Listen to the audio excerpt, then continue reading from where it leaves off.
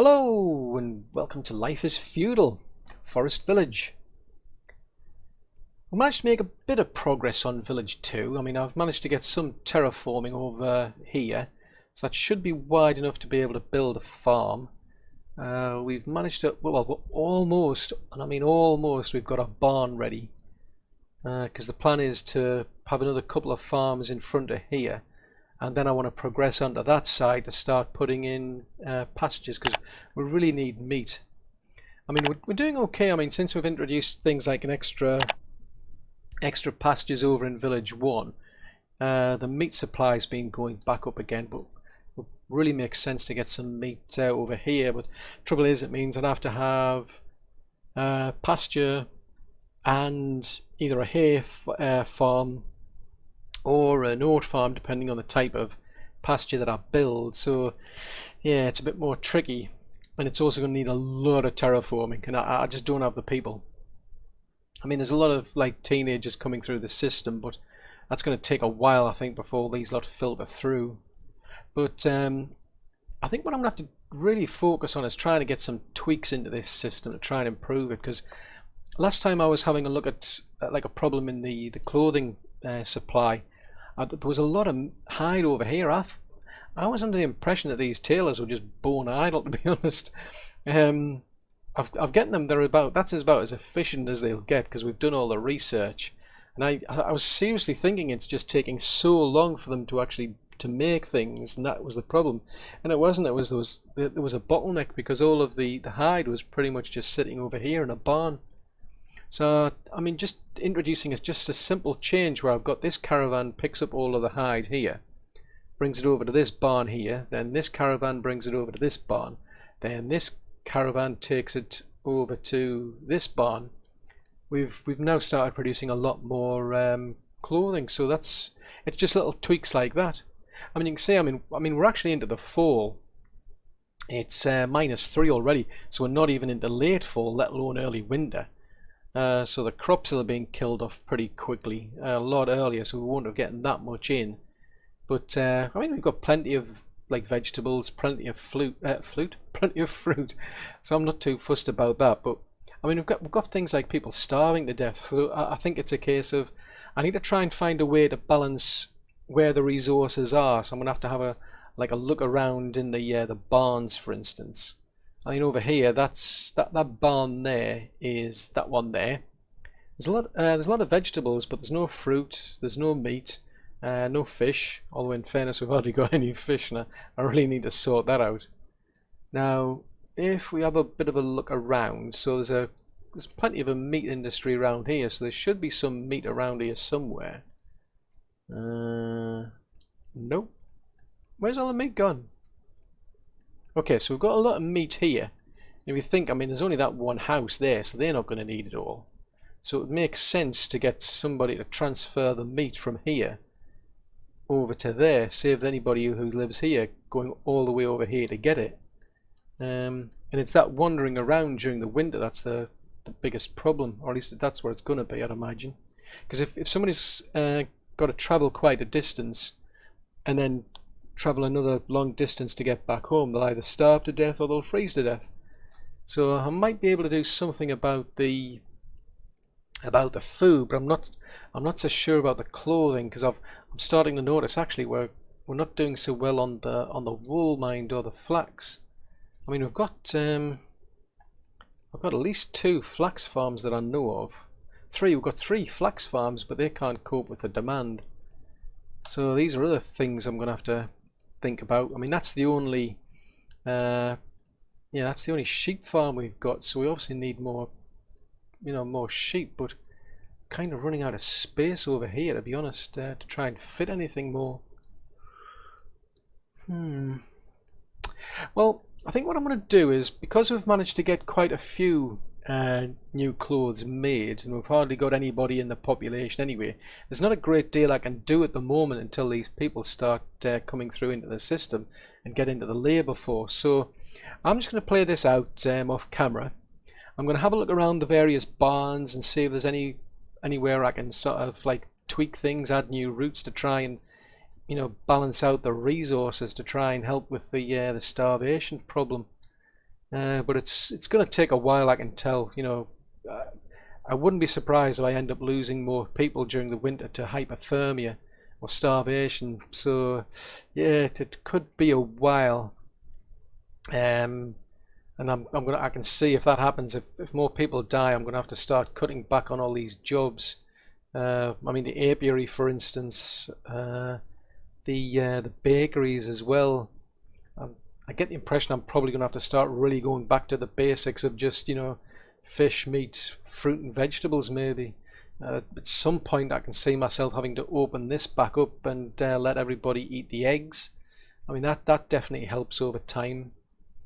I can't afford to really sell anything for clothes. I mean, I've got 600 fruit at the moment. What will that get me? 5 clothes. If we sell off all of the, well, if we sell off yeah, 2 clothes for 1,000 grain. What about milk? Yeah, realistically, I can't afford to buy clothes anymore. What about? I wonder if what about wool maybe? I mean, we could get away with wool. I mean, that's a thought. But I mean, there's a few things I can think of while we're playing this out. But yeah, it's, you know, with only one spare labourer, this is going to take a while. So I'm going to have a look around, see what I can do. Let this play out, and fingers crossed we'll manage to last. And based on what I find, I'll come back and let you know. Well, the first winter was pretty rough. I mean, we lost a lot of people. Next winter wasn't so bad. This last winter's been a lot better. I mean, at one point I managed to peak above like 90,000 food, which is great. We actually maxed out on hay. We maxed out on oats. I mean, I've actually got some of these fields paused off. Once we got so far through the winter, though, the hay really started to drop off quickly. So I brought this field back in again, but I've still got these 2 paused off for now. But yeah, I mean, they've been doing really well. I mean, there's not that many people been dying off, so the population's been starting to pick up. But I mean, it was down to one point there was nobody in the apiary. We were down to about 6 people in the bakeries. And I've actually cut that down now because there's only one type of bakery, well, one of each type of bakery still running at the moment, because what I'm doing is I'm going right back to basics. Having the pies is great. We're still producing, you know, full bread, but we're down to only 1 fruit pie baker, 1 meat pie, 1 vegetable pie, and 1 fish pie. Just because I want to go right back to the basics and get a big stock of fruit, vegetables, meats, and fish. To be honest, I don't think it really matters that much in terms of the pies. They're a better thing later in the game. So for now, I have to focus on the basics. So, I mean, aside from juggling like the professions just to keep the game alive, what I've been doing is I've been introducing trade routes. So we've got tide that's been taken over from here to the centre, then over to village 1. Any excess clothes get brought from village 1 to the centre back to here, and that's what certainly helped during the last winter. I mean, we just about survived. We had about 3 clothing left, so we need a lot more. I need to get back to that surplus again, but the problem is we just don't have enough wool. So what I need to do is I'm just going to pop back over to village 1. We're going to trade fruit for wool. So that's 1,000 of that. No, I don't want clothing. We'll get diddly squat for clothing. It's the wool that I want. I need a route from here to transfer the wool over to here. So that's within reasonable range of these tailors. And hopefully that'll give us enough over this year to produce plenty of clothes. Whether they'll be able to keep up with that, I don't know. We'll just have to see where we're at when we get to the winter time. But that's okay short term, but I really need to think long term. So I've got 2 choices. I could cut back on the cows, or I could cut back on the pigs. Now have a quick look at the graphs. Now, oh, didn't want to do that. At first glance, it looks to me like I'm getting a better deal with the cows, but if we stretch that over a 10-year period, it looks like I'd actually be better off keeping the pigs because I get more meat, and that's something I really want to focus on, is getting more meat. Now, as tempting as that is, you know, to get rid of the cows here and keep a hold of the pigs, long term, I've got to think long term as well. Now, if you've been following the comments in these, you know, in these videos, and I do suggest you do, because there's some definitely interesting feedback that I get from the viewers. And just to shout out Morgan in particular, he's pointed out an interesting challenge that he's got, you know, much later down the line than I have, because he's got a much bigger population to deal with.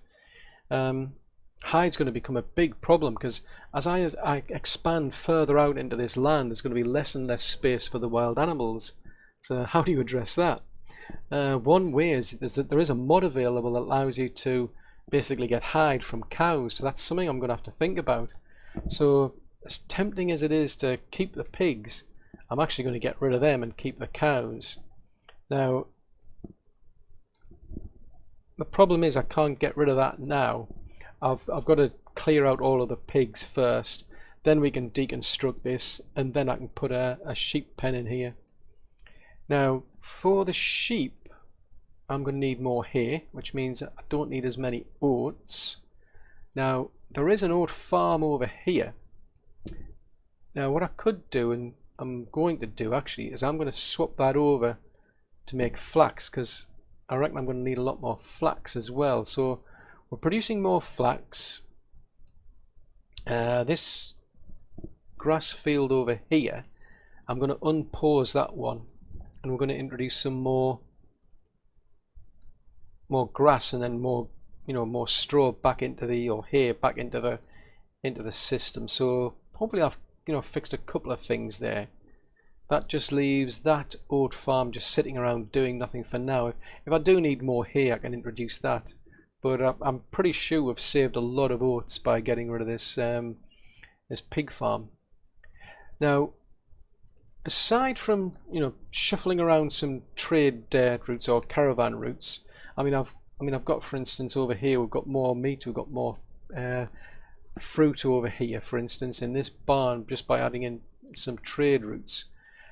What I was thinking was, if people are like dying of starvation or hypothermia, chances are they're going too far to get somewhere and not getting back quickly enough. So what I've been doing is I've actually been starting to pave the roads, and I've been keeping an eye on where they're at their most busiest for now. But I want to just pave the lot, to be honest. I think that's probably the way to go. So I've been actually trading the trading fruit off for stone. I'm getting a 1-to-1 trade-in deal for that, so that's good. So you can see the paths are a bit weird if you look at them, and that's usually because they're the paths that the caravans tend to follow. But I mean, if you look, I mean, there it says, like, you know, a dirt road gives you a minor speed increase, whereas a paved road gives you a major one. So I want to think like long term, especially for these caravans. So what I'm going to do is I'm going to get these people to start paving the main center route, just for the sake of being able to make sure that the caravans can, you know, get to and fro a lot quicker. Because that's been the big problem during the winter, is usually the caravanners die of hypothermia. I have getting problems over here, for instance, where, you know, they get back to here and they're starving or they're freezing. And one of the things I've found, and that's probably because of this route here, this one here is to bring the clothing back from the center to this barn here, but for some reason they're going all the way over to that barn, which is too far. It's way too far, that. So I think what I did it for was because I had a route but brought the clothing to this barn, and then I just left that in place for these people. But then I thought, actually, it's better to have the clothes over here for these people. So I then put a trade route in here, or a caravan route here, to then share the clothes between here and here. I must have done that afterwards, so that route that you just saw, I must have introduced that one after doing the route that brings the clothes to this barn here. So I've totally lost the plot now. So I need to get clothes from here back to here. I don't want them to exhaust that one, so we'll do bidirectional 50 at the most. I want to make sure there's at least 50 left over there. So that should help that caravan a lot. They won't have to travel as far now. I know there's some other routes I've got, like for the vegetables, for instance. This one's too far. They're going all the way out to the center here, so I'm gonna change that route. I'm gonna get them to bring the vegetables here. Then I'm gonna get this caravan here to bring the vegetables from here to here instead. Likewise, I think they're probably going a bit too far to bring the clothes, because they're going all the way over to here to get all the way over to here to get clothes. I'm gonna swap that out. I'm gonna get this one to bring the clothes from here to here. I think that feels a bit of a shorter route, less distance to travel. So I'm still going to tweak the caravan routes a bit, still focus on these roads, but the main roads I want to get done are over here. So yeah, I mean, I do feel we've improved things a lot. It'll be interesting to see how we go for the first winter. But another thing I've been doing is I've started to introduce the fishing lodges back again, because I think they seem to be doing a bit better, or they could do a bit better. So for now I've put a fishing lodge down here, and that's running 24/7. I've extended this area out here to put in a little kind of like a jetty, if you will. I need to finish it off, because the idea is, if I put a fishing lodge here, I can't put it in at the moment, it's not wide enough, but if I put that one there, you'll see they get much better coverage, of the sea, and then they get a much, they should be able to bring in a lot more fish than, say, this one. There's a lot of land gets wasted here where they can't obviously fish. So this one here should do a lot better. So the plan is to build one here. I'll run it for a while just so we can compare the two, but then I'll start running jetties out from here, and I'll slowly start replacing these ones. I should have already done the same for that one when I built it, but hey ho, hindsight's a wonderful thing. But we'll get a little jetty extended out there, and hopefully we'll start improving that one. I'll end up doing the same over here, because they're not doing so well out here either. So yeah, there's a few things I've got in mind still to try and do. So it's so far it's mostly been tweaking the trade routes, introducing the actual the stone, the paved stone, but also cutting back on the actual jobs and focusing more on just the basic types of food. That's really helped me. It's getting all of these resources closer to the people and allowing the people to get to the resources a lot quicker when I can't do that. So I'm just going to keep doing this, play it out, and we'll see how we cope over this first winter. So, see you shortly. Well, we've managed to get through the winter. It could so easily have been an absolute car crash, to be honest, but it wasn't, thankfully. We did lose a few people. We lost 7 people in total, because I don't know what I was thinking. For some reason I thought they'd be able to get through these roads a lot quicker. So I put instructions to get all of this road all the way along here converted over to paved stone. So off they went, and they did all that, but it lasted well into the winter. We also had some terraforming going on over here, so that we could fit our little hut and a well here. And unfortunately, there's about 7 people died of hypothermia. So it hasn't been too bad, because a few teenagers have grown up and become adults. So we're on about 18 still for labourers, so that's not too bad. The fishing lodge is now ready, so we just need these 2 built. I mean, we don't need the well for their job, we just need it in case we get any fires triggered, fires caused by lightning or raiders deciding to land.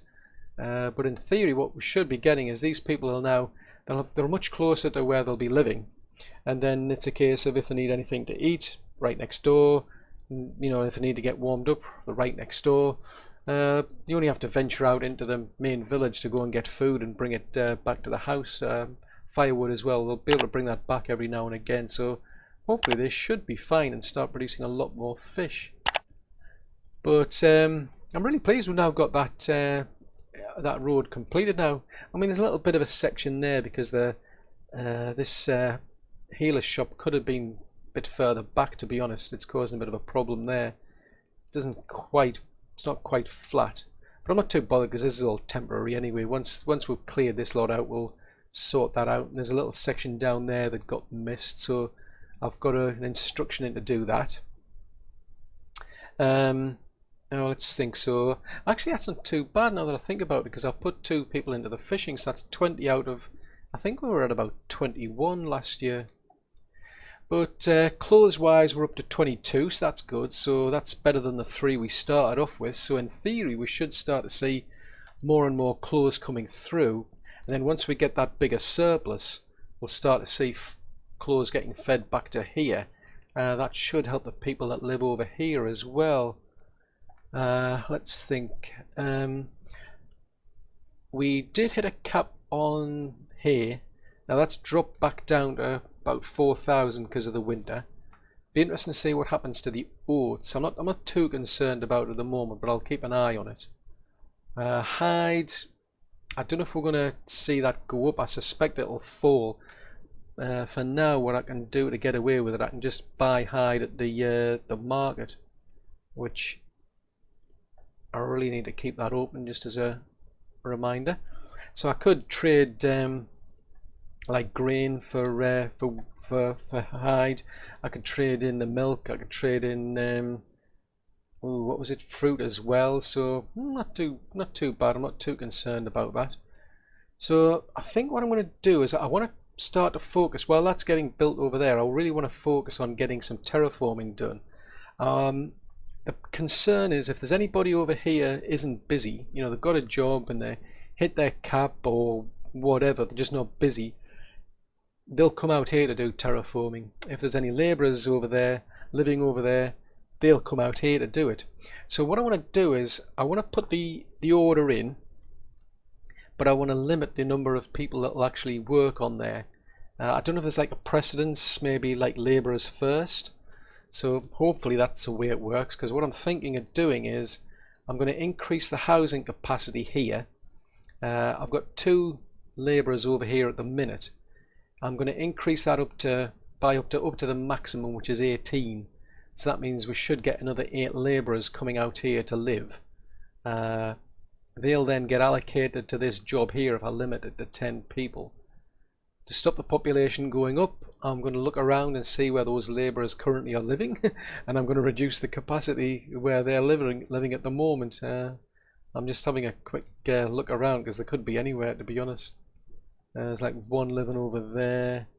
I think there was... yeah, there's nobody there. I mean, which is good really. I don't really want labourers over there. I think there was 1 or 2 in here maybe. Yeah, there's 1 over there.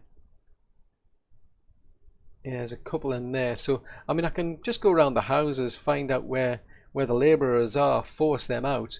They'll come out to live over here, so that way the population doesn't go. And in theory, they'll all be living over here and they can do their work over here. The only concern is the food levels, which at the moment isn't too bad. And all we're going to do is basically introduce an extra 8 people, but we'll see. So I'm going to get that sorted out off camera, because it's going to take a while to get terraforming done. Once we're done, I'll bring you back.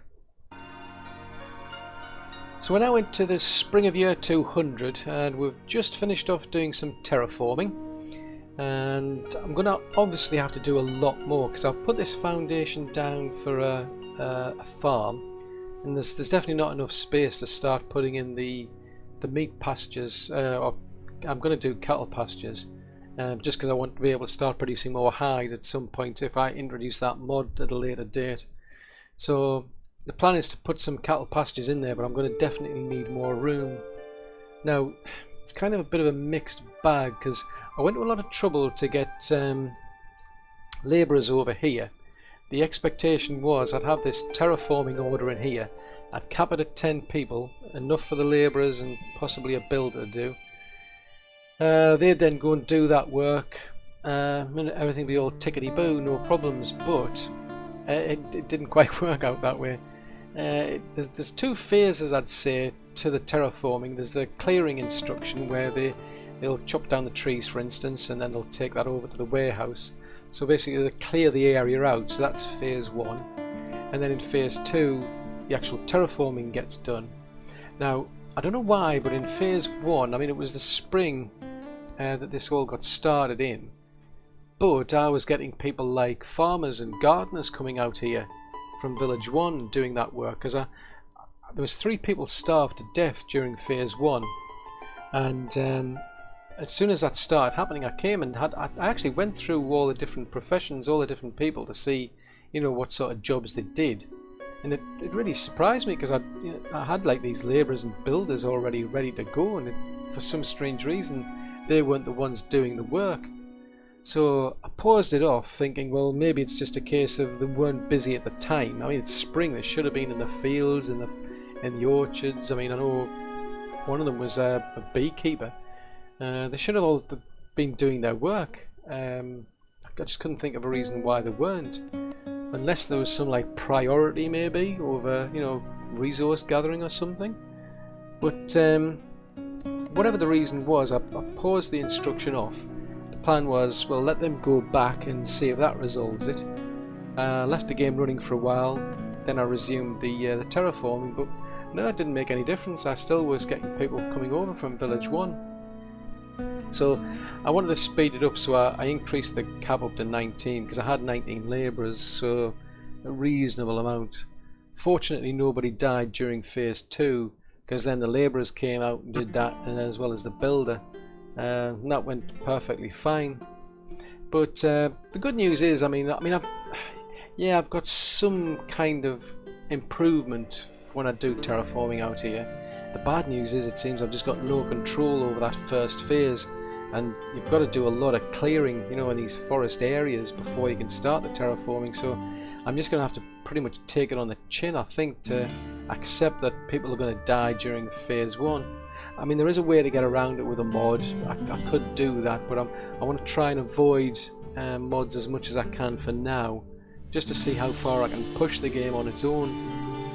But I mean, the good news really overall though is we've got this bit done, and now I've got a better idea of, you know, where to go next, because I'm really keen to start progressing with village 2. Now, some other bad news is that we actually lost 7 people over the last winter to hypothermia, and I'm not quite sure why, because when I started getting the messages, I went round the houses, and there weren't any like shortages of fuel in the houses. So I can only speculate that these people were going somewhere for something and just not getting back home quickly enough. So it's like, yeah, it was a bit tricky, because there was 91 clothes in the village at the time, and for whatever reason it still wasn't resolving the hypothermia problem. So I'm not 100% certain, and as I say, I'm just speculating that's why they died, was that they just had too far to travel, you know, went to go and look for something, couldn't get back in time. Now, speaking of the clothing, I do have an instruction on this caravan stable here to transfer excess clothes from here to here. Now, for some strange reason that hasn't been working. I was like paying a bit of attention to caravanners much earlier on in the game, and I'm pretty sure what they used to do was they would do route 1, then they'd do route 2, then they would do route 3, and they would just work their way down, and then eventually they'd go all the way back up. So it's kind of like a round robin process. But that hasn't been happening, because nobody was bothering to pick up the woolen clothes from the barn. So I added an extra caravanner in, and it didn't make any difference. I then paused off everything except the wool clothing transport, and then all of a sudden it kicked into life. So what I've done now is I've unpaused meat and firewood, because I definitely need those. Those all get transferred over to here, so the people in the village definitely need that. So hopefully, I mean, there's 2 people now doing those 2 jobs, so hopefully we'll fix it. But I'm not too bothered about the fruit or the milk. We've got tons and tons of milk. Milk is just something I'm going to sell, to be honest. And it's pretty much the same with the fruit, because we actually hit the food cap of 120,000 during the winter. The fish farms over here actually stopped producing fish, or at least stopped gathering it. So I've actually increased the cap to 150,000, but we've got tons of fruit, tons of vegetables. We're up to 13,000 meat now. The only thing I'd say is fish. That's the only thing that's bothering me at the moment. Now, that does seem to be improving, because I know we were up to about 1,000 fish at one point. This lodge out here, they're getting up to about a peak of about 40, whereas this one out here gets up to 30. So does this one. This one gets up to 24. And I think it's because these people, they live close to where they work, and they're close to the resources that they need to, if they have to go and collect things to bring back to their house. Whereas these people are quite a good distance away from that village centre. So if they've got to bring things back to the house, they've got to literally travel quite a distance to get it. But the plan is I'm just going to keep expanding these. I'm going to build more of these, slowly replace these lodges, and then we should start to see more fish coming through. But seeing as I've got so many resources in surplus, I want to start selling some of that off. So I'm going to start selling off fruit, for instance, for hide or for fish. And that'll solve two problems, because hide's going back into a decline again. We're not getting as much hide as we used to. I think that's just something I'm going to have to live with. Somewhere down the line I might have to introduce this mod to get hide from the cattle, but as long as I can sell stuff off in the market, I'm quite happy to do that. So there's that there. Now we're not getting as much meat over here, and we certainly won't until we get the pastures done. So what I've done is I've added a route in this caravan here to bring meat from over here. I've added a route in from this barn here to this barn here, and then this barn here to this barn here, because we've got quite a lot of spare meat. So I want to try and see if I can start sharing that. We're already doing it for vegetables, because they produce tons of vegetables which then go in this direction. Fruit, I think we're doing reasonably alright for fruit.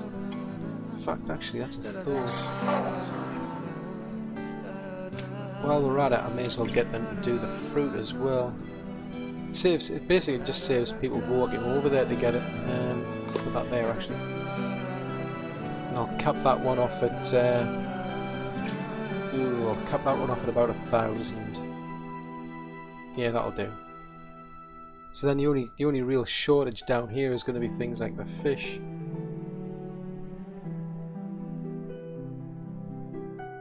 So I'm pretty pleased with Village 1 now. I mean, we're definitely getting by now, I'd say. We're starting to see more clothing coming through. We're not producing the best tools, but to be fair, I don't really want to start introducing charcoal to get this, because it's just going to cause me problems. I mean, we're down to like 9 people, because we're getting so much food, I've reintroduced the bakers back in again, so we've now got 2 people on vegetables, 2 on meat, and 2 on fruit pies. I've still only got 1 person doing the fish, because until we get a big surplus of fish, I don't want them touching it, basically. But yeah, I mean, we hit a cap of 8,000 for hay.